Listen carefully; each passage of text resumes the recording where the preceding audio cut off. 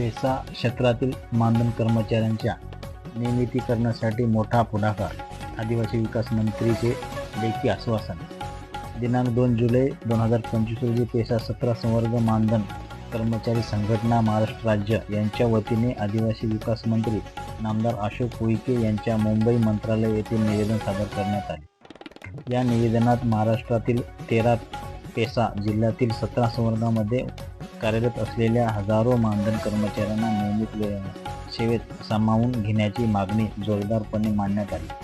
आदिवासी 17 संवर्ग पेसा कर्मचारी संघटनेची दिनांक 7 जुलै 2025 रोजी चारोटी नाका पालघर ते मंत्रालय मुंबई दरम्यान पायी बिराड मोर्चा काढण्याची तयारी केली होती. हा मोर्चा म्हणजे शासनाला आपल्या अस्तित्वाची, न्यायाची आणि हक्काची आठवण करून देण्याचा एक निर्णायक टप्पा ठरणार होता. मात्र या पार्श्वभूमीवर आदिवासी विकास मंत्री अशोक उईके यांनी पेसा संघटनेच्या प्रतिनिधीची सविस्तर चर्चा करून चर्चा दरम्यान त्यांनी पुढील मुद्द्यावर लेखी स्वरूपात आश्वासन दिले. मानधन कर्मचाऱ्यांनी नियमित करण्यासंदर्भात प्रकरण सध्या सर्वोच्च न्यायालयात प्रलंबित आहे. त्या प्रकरणातील कायदेशीर प्रक्रिया पार पाडून शासन त्वरित सकारात्मक निर्णय घेण्याचा ठाम प्रयत्न करेल. शासन पुढील 45 दिवसाचा संदर्भात आवश्यक पावले उचलून निर्णय घेण्याचा प्रयत्न करेल. त्यामुळे नियोजित विराट मोर्चा सध्या स्थगित ठेवावा.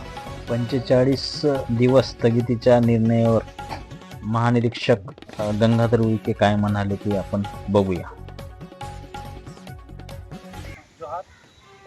मागे जे 30 दिवसाचं नाशिकला आंदोलन झालं आणि जे 15 दिवसाचं मुंबईला आंदोलन झालं, त्या आंदोलनाच्या धर्तीवरती 5 ऑक्टोबर 2024 रोजी पेसा क्षेत्रातील 17 संवर्गातील कर्मचाऱ्यांना मानधन तत्वावरती नियुक्त्या दिलेल्या होत्या. आणि त्या नियुक्त्याला आज 6 महिने उलटून झाल्यानंतरही दस्तूरखुद तेव्हाचे डिप्टी CM आणि आताचे जे CM आदरणीय देवेंद्रजी फडणवीस साहेबांनी नाशिकचं सभेत असेल किंवा यवतमाळच्या सभेत असेल, त्यांनी स्वतः घोषित केलं होतं की पेसा भरती ही आमच्या सरकारने केलेली आहे. की पेसा भरतीचा मार्ग हा आम्हीच मोकळा करू आणि तुम्हाला कायमस्वरूपी नियुक्त्या देऊ, हा माझा एक शब्द आहे, माझं वचन आहे. त्यासाठी तुम्ही सरकारच्या बाजूने भक्कम उभं राहावं असं त्यांनी आश्वासित केलं होतं. आणि त्यांच्या त्या आश्वासनावरती, त्यांच्या त्या वचनावरती राहून आदिवासी 13 जिल्ह्यातील बहुल लोकांनी जे की 25 आदिवासी आमदार आहेत, त्यापैकी 24 आमदार हे BJP सरकारमध्ये पाठवून एक आमची ताकद कशी आहे ही दाखवून देण्याचा प्रयत्न केला. आणि त्यांनी दिलेला जो शब्द आहे तो शब्द आदिवासी 17 संवर्गातील कर्मचाऱ्यांनी पाडला. आता ती वचन होतं की मुख्यमंत्री साहेबांनी तो वचन पाडलं पाहिजे. आणि त्याच्यासाठी म्हणून आमचं हे एक आंदोलन नाही, तर आम्हाला न्याय द्या आणि तुम्ही जे दिलेलं वचन आहे ते वचन पूर्ण करा. यासाठीची ही न्यायदिंडी उद्याच्या तारखेला 7 जुलै 2024ला चरोटी नाका तालुका डहाणू जिल्हा पालघर येथून मुंबईच्या मुख्यमंत्र्यांच्या दारी पेसाची दिंडी, पेसाची वारी असं एक उद्याचं न्यायदिंडीचं स्वरूप होतं. बरं, आता तुम्हाला चर्चेसाठी बोलवणार होते, त्याच्या संदर्भात काय झालं नेमकं, त्यांचं चर्चा काय झाली? हो, निश्चितच. आणि ह्या न्यायदिंडीला अनुसरून CM साहेबांच्या आदेशान्वये आपल्या राज्याचे आदिवासी विकास मंत्री आदरणीय प्राध्यापक डॉक्टर अशोकजी उईके साहेब यांनी 4 तारखेला राज्याच्या कोर कमिटीला चर्चेसाठी बोलवलं. आणि त्या चर्चेमध्ये 4 तारखेला त्यांनी पत्रामध्ये लेखी स्वरूपामध्ये आम्ही तुमचा प्रश्न 45 दिवसामध्ये पेसा कर्मचाऱ्यांना कायम करू हे एक आश्वासन लेखी स्वरूपामध्ये दिलं. आणि त्या आश्वासनाला अनुसरूनच आम्ही राज्य कमिटी 17 संवर्ग पेसा कर्मचारी संघटना महाराष्ट्र राज्य यांनी एकमताने निर्णय घेतला व आम्ही उद्याच्या या होणाऱ्या न्यायदिंडीला तुर्तास आम्ही स्थगिती देत आहोत. बरं, तर याच्यामध्ये जिल्हा कमिटीची काय भूमिका राहणार आहे सर?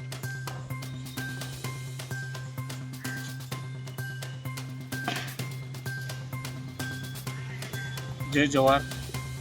पेसा संघर्ष समिती नांदेड जिल्ह्याच्या वतीने मी किशोर धुमाळे मुख्य सल्लागार म्हणून काम पाहत असतो. आमचा जो राज्य कमिटीने जो निर्णय घेतलेला आहे, तात्पुरती स्थगिती त्यांनी दिलेली आहे त्या लॉंग मार्चसाठी, त्या मताशी आम्ही पूर्णतः सहमत आहोत.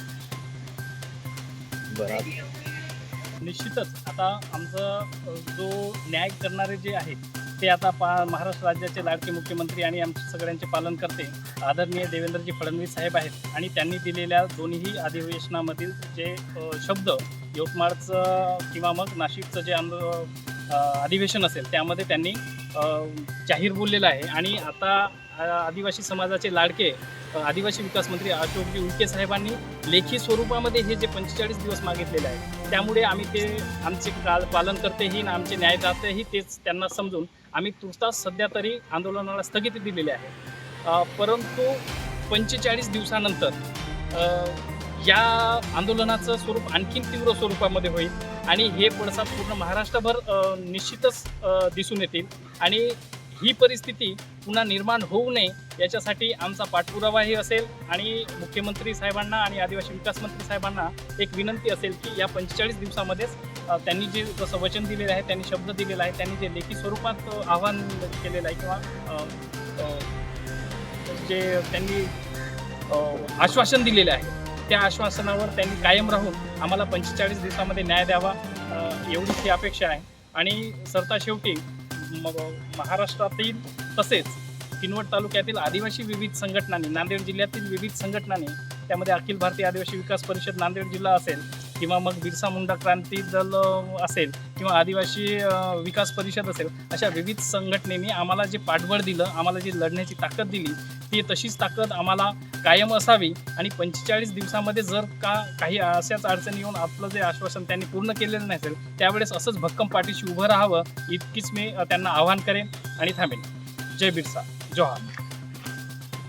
याच्यानंतर 45 दिवस झाल्यानंतर जे काही मोर्चा किंवा मग कुठलं रुद्र अवतार तुम्ही या ठिकाणी घेणार आहात, समजा निर्णय जर पॉझिटिव्ह नाही झाला तर? निश्चितच आता निर्णय जर फक्त बोलूनही जर पॉझिटिव्ह जर होत नसेल तर त्यावेळेस आमच्याकडेही काही पर्याय नसणार नाही.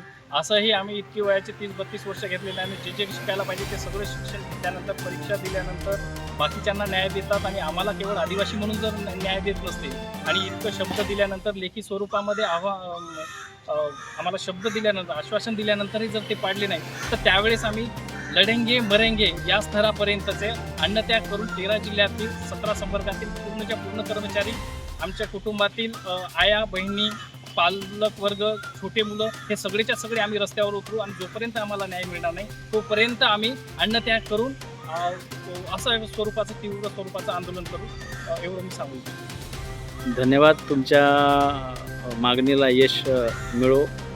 MMP न्यूज 24 चॅनलला बातचीत केल्याबद्दल तुमचे सर्वांचे मनापासून धन्यवाद.